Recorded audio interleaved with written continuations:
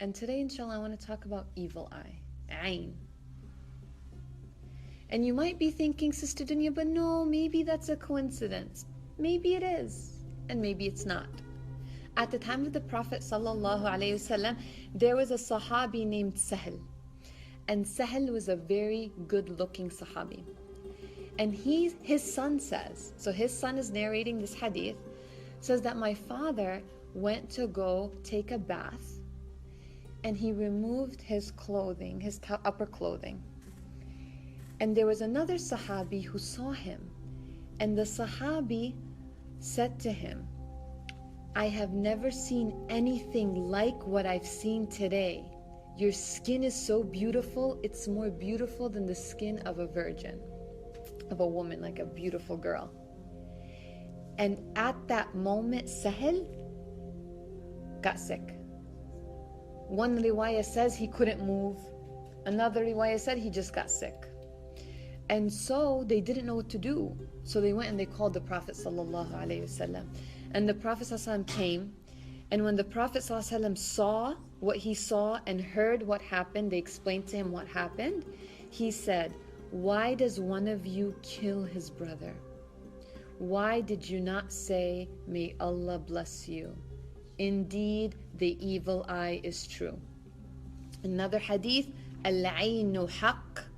The Prophet ﷺ said, the effects and the influence of the evil eye is in fact true. The evil eye is true. And in another hadith, the Prophet ﷺ said, al-aynu haqq walau kana shay'un sabiq al-qadar sabaqathu al-ayn. And the influence of the evil eye is true, is a fact. And if anything would precede destiny, it would be the influence of the evil eye. The influence of the evil eye. So imagine the influence of the evil eye can precede our destiny. May Allah subhanahu wa ta'ala protect us from all these things, subhanallah. So what do we do if we suspect that we may have been afflicted? I'm going to tell you something that I saw with my own eyes. This is not a story that I heard from someone. There was a sister who she was at the masjid and her hijab was a little loose, and someone came up to her and said, wow, you have such a pretty neck. She went home and she found a black ball on her neck. I saw it with my own eyes, sticking out of her neck, a black ball. She instantly knew it was ayn. She recited on herself and it fell off. Subhanallah.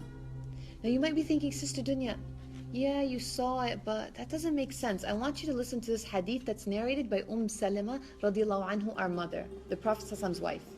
She said that the Prophet ﷺ came home and he saw this little girl that had a black spot on her face.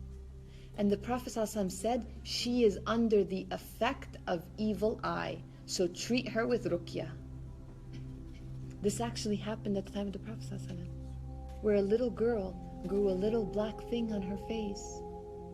And what happened? The Prophet ﷺ said, she's under the effect of evil eye, so recite the ruqyah on her. So if we believe that we're under the effect of evil eye, we should recite ruqyah on ourselves.